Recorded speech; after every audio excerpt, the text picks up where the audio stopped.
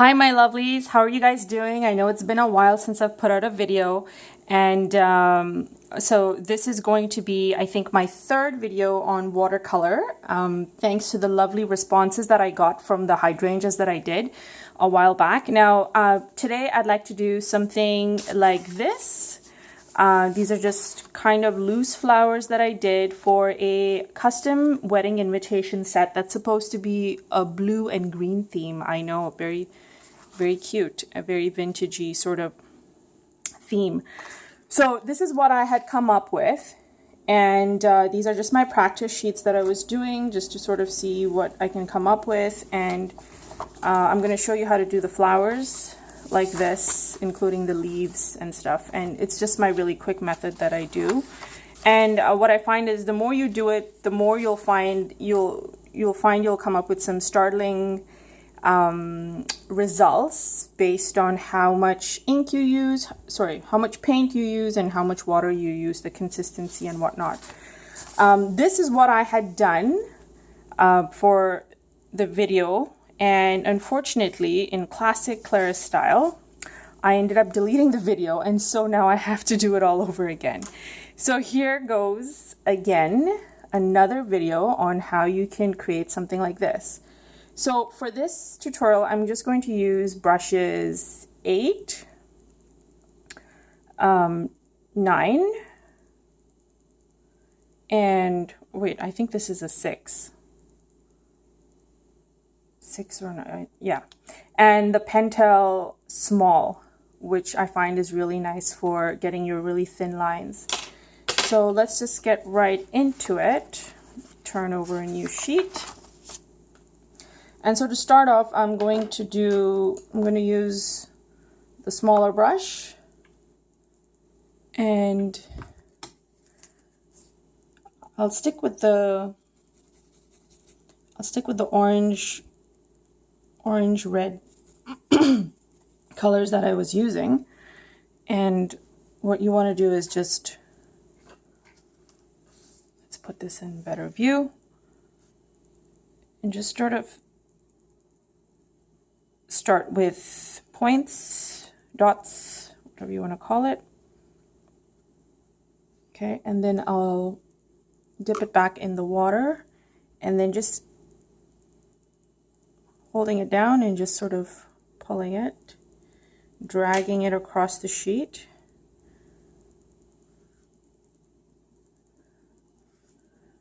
And just leave it open-ended that way. White space is always nice because it gives you that effect of light and shadow, which is great. It just gives everything a nice look and a more kind of 3D kind of negative space effect almost, you could say.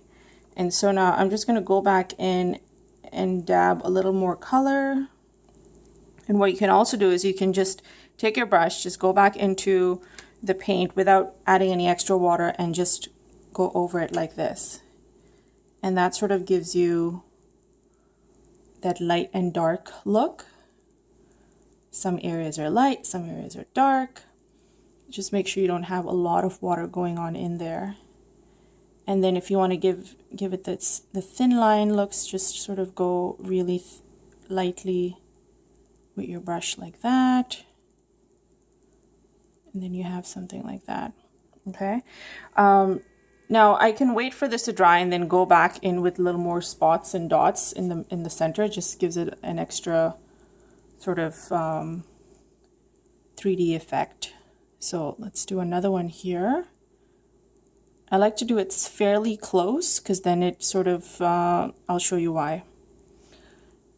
And then I'm going to go back and just press down and drag, press down and drag. And I've also dipped it a little bit into the orange.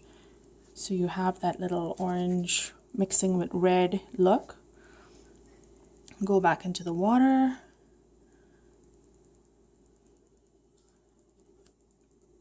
And then see when you're sort of going into the other side with the other petal, it blends in, so it almost gives you that I don't know what you would call it, but it's a nice effect. At least I think so. So I kind of do that for most of my work. I like there to be some sort of like unity almost, so it looks like it's a part of it. So that's how you do that. And now from here, let's just go right into the leaves. So for the leaves, just select the green that you like.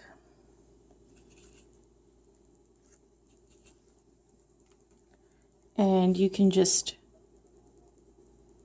using the pentel, just sort of draw your lines. You know, make it like a pattern, I guess you could say. Usually diagonally works really nice.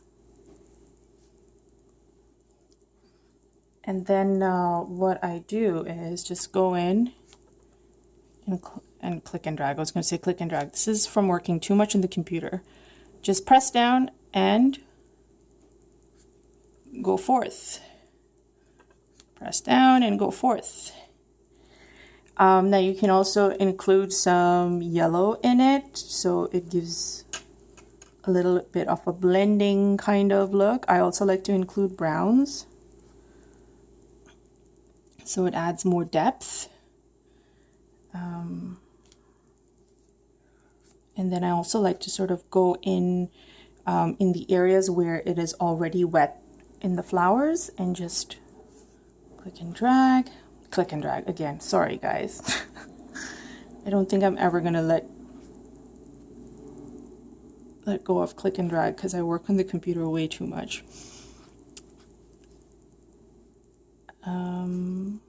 So that's how it's done. And then I'm just gonna do these as well and show you. So you can sort of determine where you want the, what do you call these, leaves to go, and just sort of go to town on that.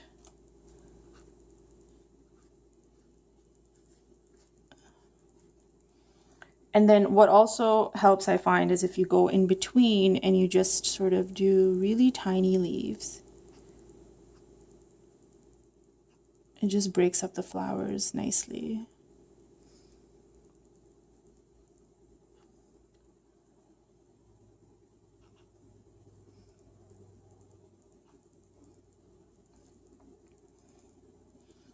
And then last but not least, I also like to do the hints of like little buds or whatever you would want to call them. I find that really opens up any kind of artwork. It just has a nice effect.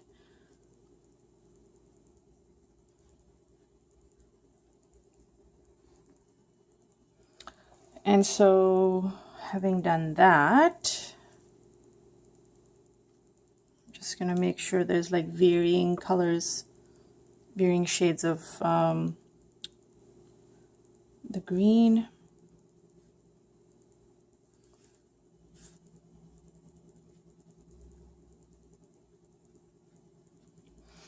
And then I'm gonna go back with the orange and just do some orange hints as well, because that's also nice.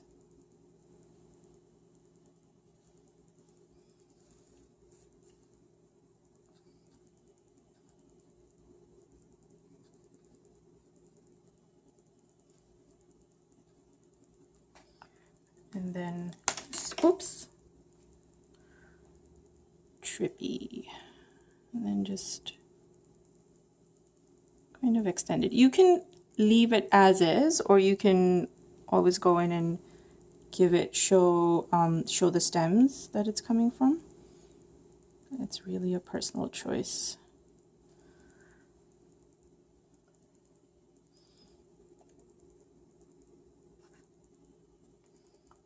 And then just, again, doing the leaves are really very easy. Just draw a line, extend it, and then just go that way. So it has a nice,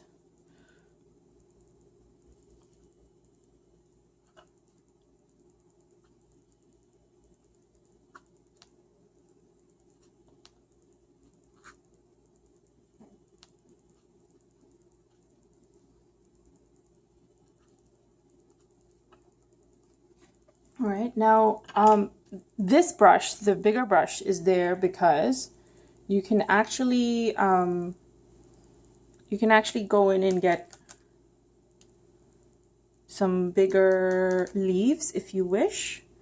And what I like to do is just water it down a lot and just do leaves that are bigger. So same method really, just using a bigger brush and using a different color variation or opacity rather. And it almost gives it that sort of leaf over or in the background look. So the ones in the front are a little more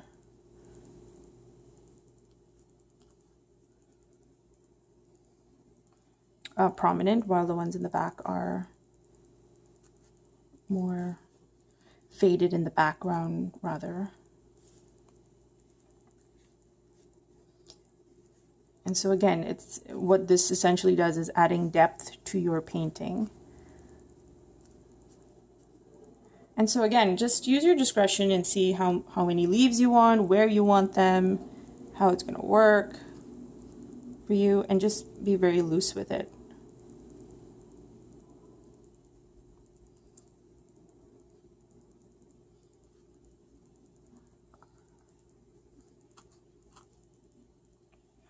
Now, my issue is when I start doing leaves, I can't stop. So you also have to know when to stop.